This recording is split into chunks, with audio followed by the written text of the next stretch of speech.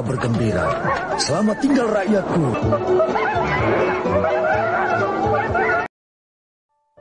Halo Sobat Santuy, gimana nih kabarnya? Semoga sobat-sobat semua dalam kondisi yang sehat walafiat dan Mimin doakan semoga rezekinya diperlancar. Oke sob, untuk menemani kegabutan kalian nih, kali ini Mimin akan melanjutkan review film yang berjudul Keras Sakti. Nah, biar nggak penasaran gimana kelanjutannya, tanpa berlama-lama sebelum nonton, cari posisi paling enak, siapkan cemilan, longgarkan celana dalam, dan langsung saja gas oi!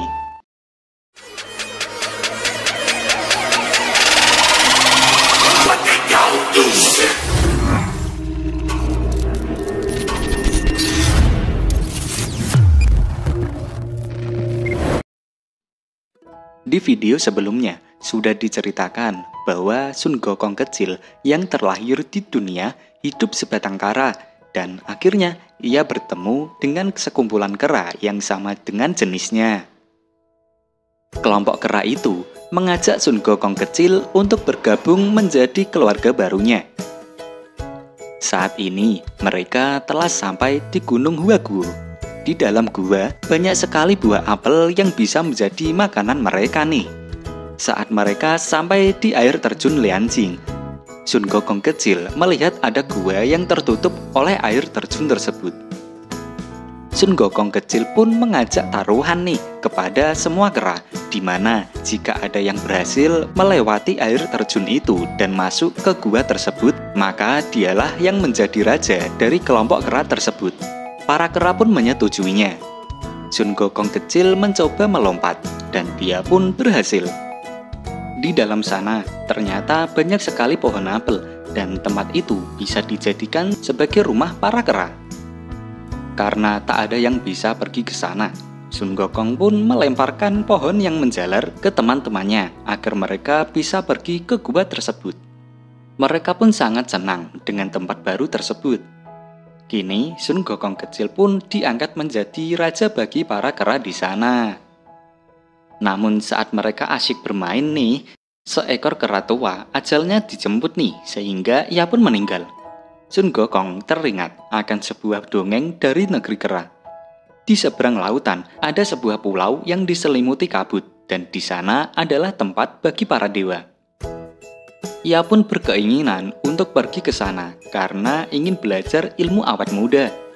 Namun sayangnya, Sun Gokong kecil yang tak bisa berenang pun harus tenggelam oleh lautan di sana.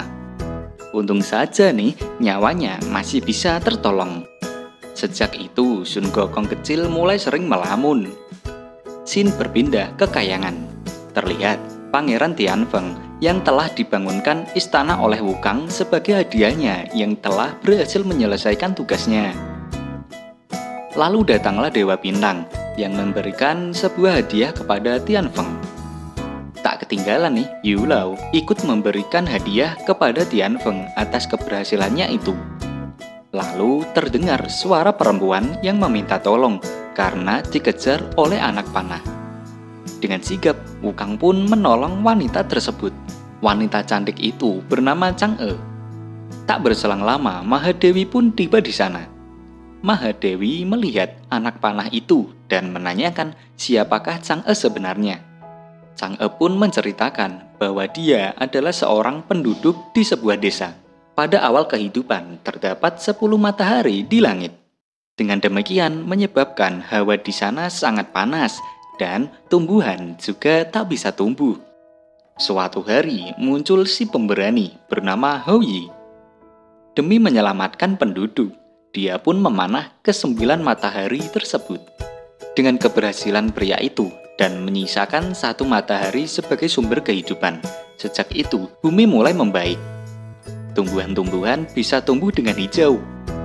Atas keberhasilannya, Hou Yi diangkat menjadi kaisar. Namun sayangnya nih, sesudah menjadi penguasa, ia berubah menjadi kejam. Chang'e dipaksa masuk ke istana untuk dijadikan permaisuri. Suatu hari nih, Chang'e menemukan pil dewa. Jika ia menelannya, maka ia bisa terbang ke Kayangan. Untuk melepaskan diri dari Hou Yi, ia pun menelan pil itu dan terbang ke Kayangan. Hoi yang mengetahuinya pun segera memanah Chang'e. Dewa Bintang pun mengatakan jika Chang'e ditakdirkan untuk menjadi dewi. Maka dari itu, ia berhasil mencuri pil dewa dan bisa menerobos kekayangan. Kemudian, Mahadewi pun membenarkan perkataan Dewa Bintang. Kini, Chang'e diangkat sebagai Dewi Kayangan. Mendengar itu nih, Tianfeng senyum-senyum sendiri. Nampaknya, ia diam-diam mencintai Chang'e pada pandangan pertama. Xin kembali lagi pada Sun Gokong kecil yang masih saja melamun nih. Ia pun melihat sebuah kelapa yang bisa mengapung di air. Dengan akal cerdiknya, ia menyatukan banyak sekali buah kelapa dan digunakan sebagai kapal. Rakyatnya pun mengucap selamat tinggal pada Sun Gokong kecil dan mereka akan setia menunggu Sun Gokong sampai kembali. Dan entah berapa lama Sun Gokong mengapung. Akhirnya, ia kini sampai ke tepian. Terlihat dirinya sangat kelelahan dan juga kelaparan nih. Akhirnya, ia kini sampai ke sebuah tempat dan ia mengira bahwa disitulah tempat para dewa tinggal. Saat itu, di sana terdapat sebuah pertunjukan sulap. Sun Gokong kecil melihatnya dari atas pohon. Pesulap itu menunjukkan aksinya bahwa dia bisa menghilang. Dengan kain panjang yang membungkus dirinya itu, tiba-tiba pesulap itu bisa menghilang dan muncul kembali di kotak yang ada di bawahnya. Sun Gokong kecil yang melihatnya sangat kebingungan dan sangat terheran. Ia pun menganggap jika si pesulap adalah dewa karena ia bisa menghilang lalu muncul kembali. Ia berpikir pesulap itu bisa mengajarkan ilmu awet muda. Ia pun mengikuti pesulap itu pergi. Melihat Sun Gokong kecil, pesulap itu melihat adanya peluang untuk bisa menjadikan kera itu sebagai bahan pertunjukan. Maka dari itu, ia pun menangkap Sun Gokong. Saat tiba di rumah pesulap, Sun Gokong kecil terlihat dikurung di sana. Istrinya nampak tak setuju jika suaminya itu membawa kera kecil karena ia menganggap kera itu hanya bisa menjadi beban bagi keluarganya. Apalagi ia harus memberikannya makan setiap hari. Si pesulap terus percaya diri nih. Ia akan mendidik kera itu dan kelak ia akan meraup untung yang sangat besar jika mampu menyajikan pertunjukan yang melibatkan kera itu. Sun Gokong kecil yang sangat lapar pun mulai memberontak nih. Istri pesulap yang marah melemparkan kain ke arah Sun Gokong.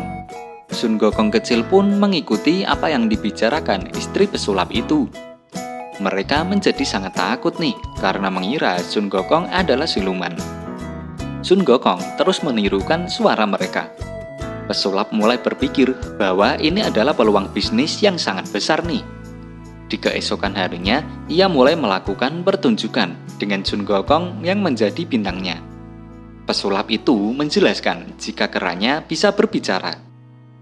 Ia menyuruh Sun Gokong kecil untuk berbicara.